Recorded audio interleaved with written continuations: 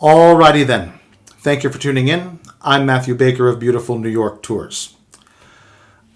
One thing that's very important to a lot of people when they go traveling is to take a break from their daily grind, from their, regular traditional way of life and do something different.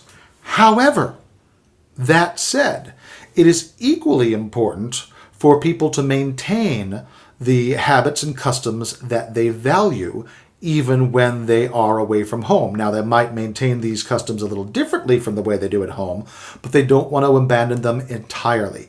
And this certainly applies to those who are religiously devout. I cannot count the number of people I know who tell me about worship services that they attended in New York, that they were curious to do so. It was absolutely at the top of their to-do list, even if the religion that they were experiencing was different from their own. And they would have any number of reasons. Maybe the house of worship was especially historic or famous. Maybe the leader of the worship was a well-known speaker whose voice and words they wanted to experience firsthand.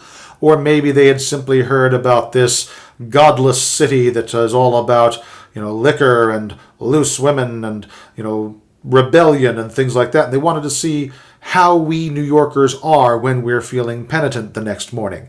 But whatever the reason is, it's very, very important to a lot of people. So fortunately, you're in the right place. A diverse city like New York is going to have a house of worship or several for everyone. If you are Buddhist, there is the Mahayana Buddhist temple in Chinatown, an absolutely gorgeous building converted. It was a former movie theater, and it became a Buddhist temple in the 1990s. Also in the 1990s, if you are Muslim, the New York Islamic Center was the first mosque in the city built as a mosque. There were many others that were converted from other uses of the buildings, but the beautiful Islamic Center up on the Upper East Side is light, it's airy, it's very welcoming, and is definitely worth a visit. If you are Jewish, heaven knows there is any number of incredible spots for you, but surely the most historic of the great synagogues in New York is down on the Lower East Side, the Eldridge Street Synagogue, architecturally outdone perhaps by Central Synagogue in East Midtown, but only just barely. They're both really wonderful places. Now, a friend and colleague of mine asked me to do a video about the Cathedral of St. John the Divine, which is the Anglican or Episcopal Archdiocese of New York. That's not to be confused with the Catholic Archdiocese, which of course is the legendary St. Patrick's Cathedral in Midtown. But the Cathedral of St. John the Divine, way up on the Upper West Side, up into Harlem, is a stunner of a church. It is one of the top 4 largest cathedrals in the world, depending on how you measure and what guide you use. There are people who say it's number 1. I always studied that it was number 3. I think a lot of it depends on what measurements you're using and whose statistics you believe. But it began in 1892, and it is still being built. It's unfinished. Construction was halted partly by the Great Depression and subsequently America's entry into World War II. More significantly, it was halted by the death of the architect. Funny how it works that way. Finally, in the early 70s, they began again, and this time construction was stalled by the massive fiscal crisis that all of New York went through. New York City almost ended up going bankrupt.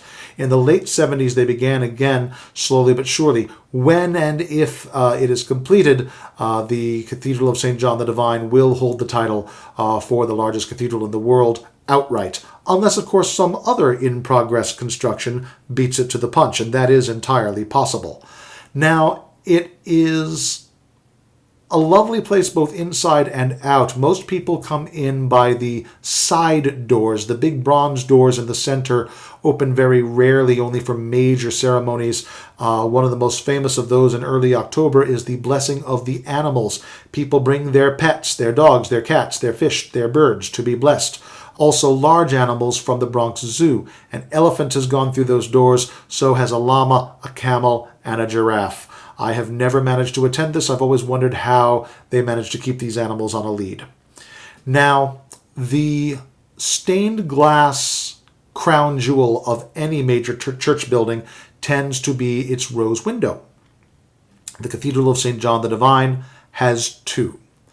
Though it is ostensibly a Gothic cathedral, there are many styles of art and architecture within it, including Romanesque and modern and even Art Deco in some of these side chapels.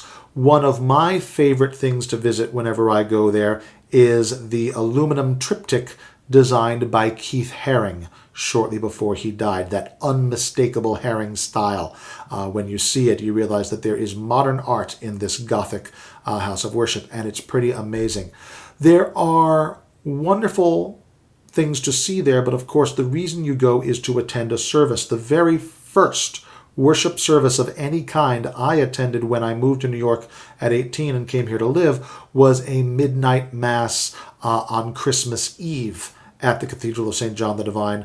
And a lot of the tour groups that I work with are often high school bands and choirs. When you hear a choir of almost any size sing at St. John the Divine, you really get an idea of how stunning their acoustics are, and it's simply an irreplaceable experience, really regardless of your religious convictions. So I highly recommend it once it is safe to do this. Please check me out at Beautiful New York Tours. You can search Beautiful New York Tours on Facebook or email me at baker.tours@yahoo.com. Again, that is baker.tours@yahoo. Thank you very much.